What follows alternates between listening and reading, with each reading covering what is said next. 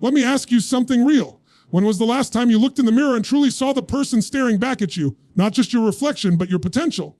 You see deep down, you know you were made for more. There's a voice inside you that whispers, I can be more. I can do more. I can have more. But life has a way of making us forget that. Somewhere along the way, you started shrinking your dreams to fit your comfort zone instead of expanding your actions to meet your destiny.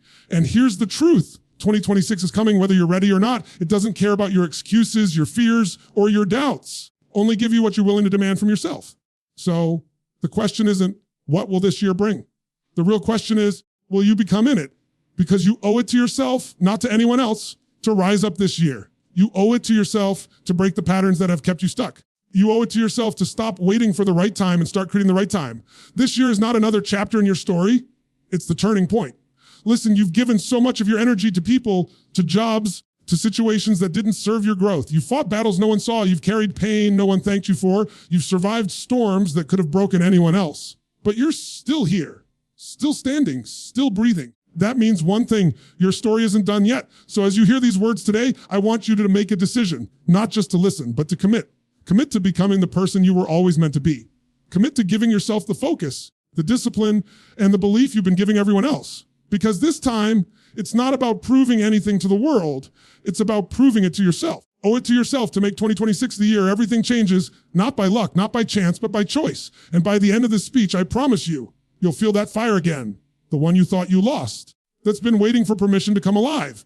You owe it to yourself to stop waiting and start owning your life. That's where everything changes. Most people spend years waiting for something outside of themselves to shift before they take control. Waiting for the economy to improve, for motivation to strike, for someone to recognize their worth, or for circumstances to become easier. Let me tell you something that will set you free. Nothing changes until you decide it will. Ownership is the first step toward transformation. It's when you stop handing your power to the world and start realizing you had it in your hands the whole time. You see, waiting is the quiet killer of potential. Waiting feels safe because it gives you an excuse. It lets you say, not there yet because it's not the right time. But that right time never comes. There will always be something missing. A little more money, a little more confidence, a little more clarity. You can spend your whole life preparing for the perfect moment and miss the truth. The perfect moment is now. It's never been about readiness. It's about decision. The second you decide that your future is your responsibility, everything begins to move. Every person who's ever built a life of meaning, success, or freedom had to face that moment.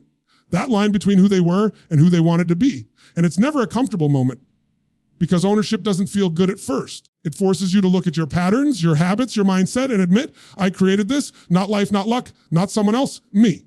But the beauty in that realization is this: if you created this reality, you can create a better one. If you built the prison, you can also build the door.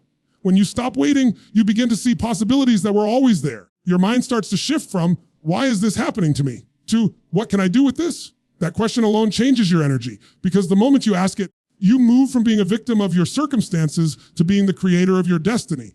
And that shift, that's where growth lives. That's where your strength is born. Look, I know what it's like to feel stuck, to feel like life is happening faster than you can catch up. But being stuck is just the illusion of control you've given away. When you stop waiting for motivation and start creating momentum, everything begins to move in your favor. Doesn't reward wishers, it rewards doors. The people you admire didn't wait until they felt confident. They acted their way into confidence. They didn't wait until the fear disappeared. They moved with the fear. Because courage isn't the absence of fear, it's ownership of it. It's saying, this scares me, but I'm doing it anyway. And here's what's wild. The moment you start owning your life, you realize how much power you've been leaving on the table. You begin to see that no one is coming to save you, but no one needs to, because you have everything you need to save yourself. Ownership gives you control over your story again. It stops you from blaming the past and starts you building the future. It makes you dangerous in the best way possible because you're no longer waiting for permission to live fully. This is your year to stop asking for guarantees and start betting on yourself. Stop waiting for signs. Stop waiting for someone to validate your worth. Stop waiting for your circumstances to align. You are the alignment. You are the turning point. Every time you take responsibility for your energy, your decisions, your reactions, you reclaim a piece of your power. You start to realize that it's not about what happens to you, it's about what you choose to do next. The truth is, ownership requires honesty. You can't transform what you refuse to face. Maybe you've been inconsistent. Maybe you've been procrastinating. Maybe you've been settling. Own it. Don't run from it, because once you own it, you can change it. Ownership isn't about guilt, it's about growth. It's the doorway to freedom. The kind of freedom that comes from knowing no one else gets to write your story but you. And here's the magic: when you start owning your life, the universe responds differently. Opportunities appear not because they weren't there before, but because now you can see them. Your energy changes. People start to feel it. You stop attracting excuses and start attracting results. You begin to trust yourself again, not because everything is easy, but because you finally understand that you are capable of handling it. So if you're sitting there thinking you're waiting for the right time to begin, stop. This is it. This is your sign. This is your year to rise, to act, to own every single part of who you are. Because nothing will ever shift until you make that decision. The decision to stop waiting and start owning your life. And the moment you do, you'll realize you never needed the perfect time. You just needed the courage to begin. You owe it to yourself in 2026 to raise your standards, because your life will never exceed the level of what you're willing to tolerate. Every result you see right now, your relationships, your health, your income, your emotions, all of it is a reflection of the standards you set for yourself. Most people don't realize this. They think success is about having the right strategy, the right opportunity, or the right connections.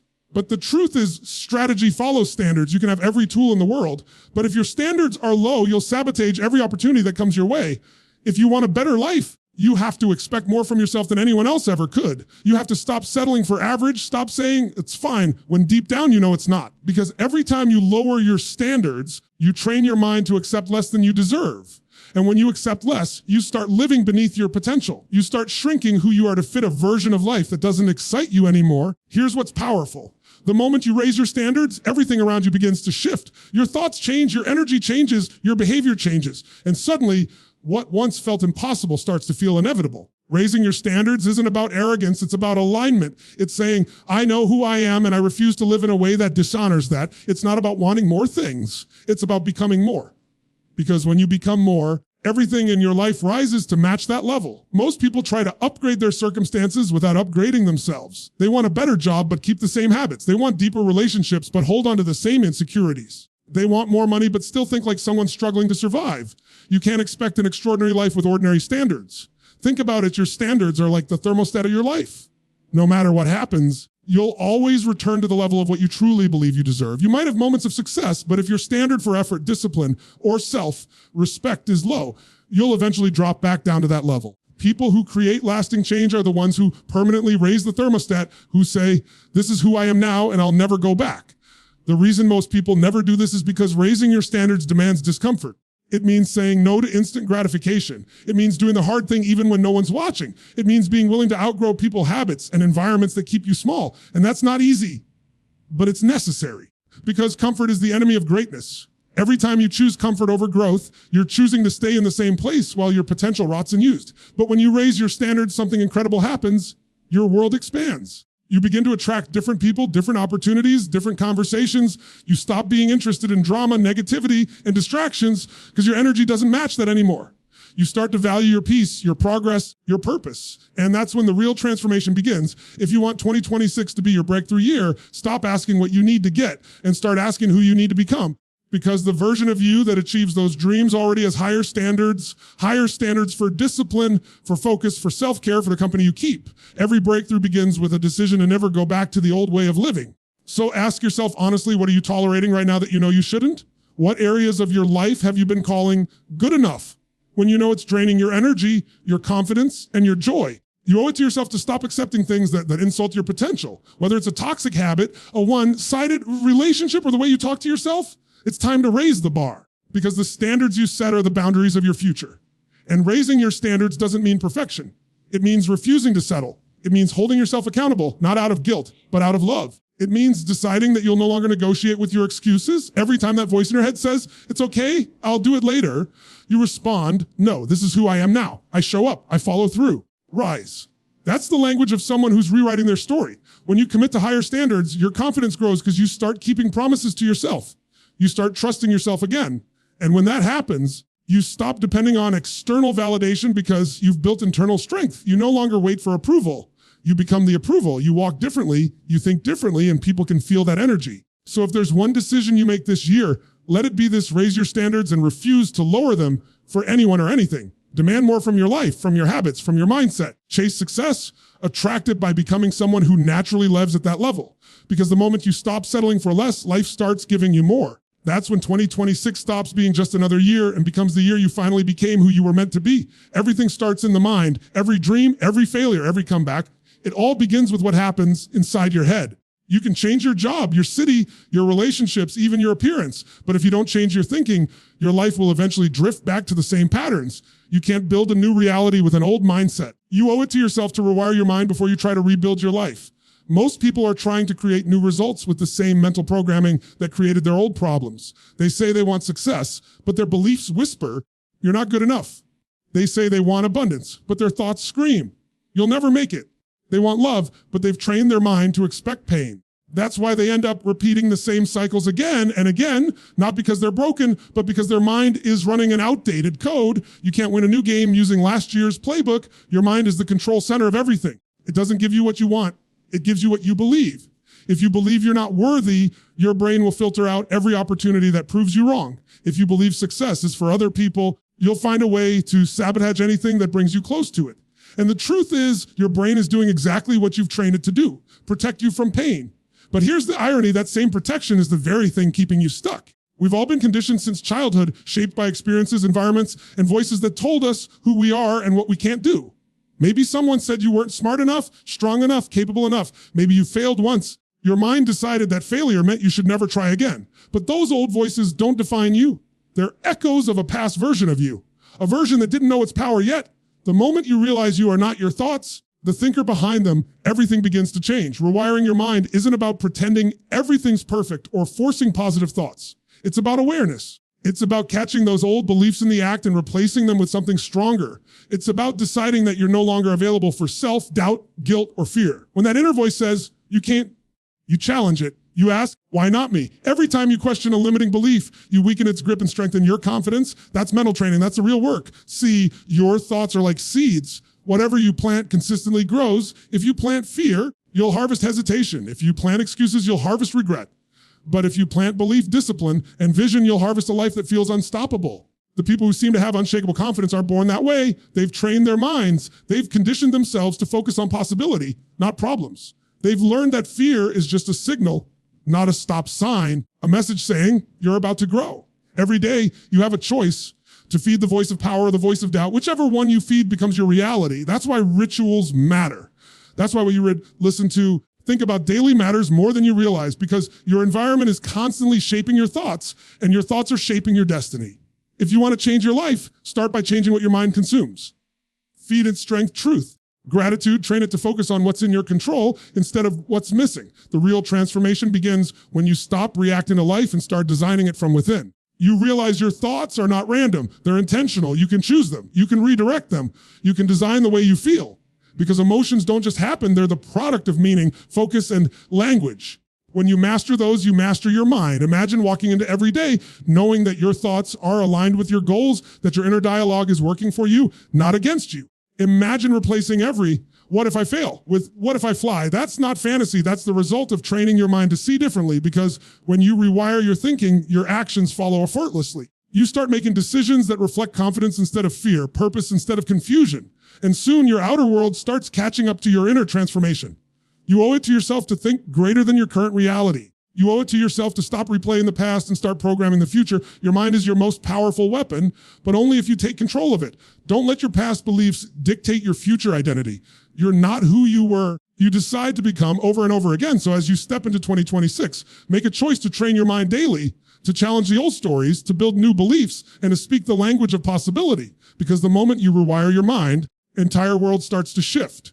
And that's when your life finally begins to match the power of your potential. You owe it to yourself in 2026 to protect your energy like your life depends on it, because it truly does. Your energy is your foundation. It's the fuel that powers your focus, your creativity, your relationships, and your ability to show up fully in the world. But most people treat it like it's endless. They give it away to every distraction, every drama, every demand that comes their way, and then wonder why they feel empty, tired, or uninspired. You can't build a powerful life from an exhausted spirit. You can't create greatness while running on fumes. Every single day, you wake up with a limited amount of emotional, physical, mental energy. And how you spend that energy determines what kind of life you live. Think about it. How often do you let negative people, useless worries, or meaningless habits drain that power before the day even begins? You scroll through social media, comparing yourself to people you don't even know. You replay old arguments in your head. You give your time to people who take and never give. You say yes to things that don't align with your values because you're afraid to disappoint someone. And every one of those moments is a withdrawal from your energy account.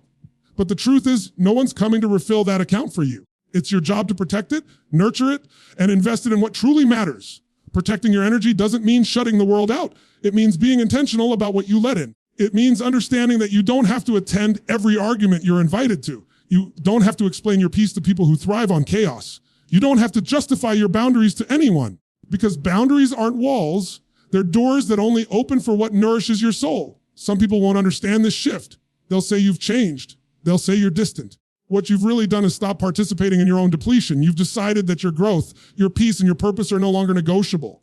And that decision will offend the people who benefited from your lack of boundaries. That's okay. You're not here to make everyone comfortable. You're here to make yourself whole. When you protect your energy, you start noticing who drains you and who refuels you. You start paying attention to how certain environments make you feel, not just what they look like. You start realizing that not every conversation deserves your presence, and not every opportunity deserves your effort. You begin to see that peace is not the absence of noise, it's the mastery of focus.